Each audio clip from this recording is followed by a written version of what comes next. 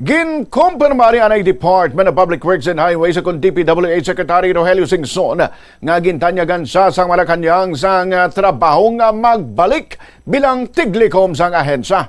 Suno kay Singson nakabaton siya sang offer apang ginbalibara niya ini para man sa iyang pamilya mga personal nga rason na muman para sa seguridad.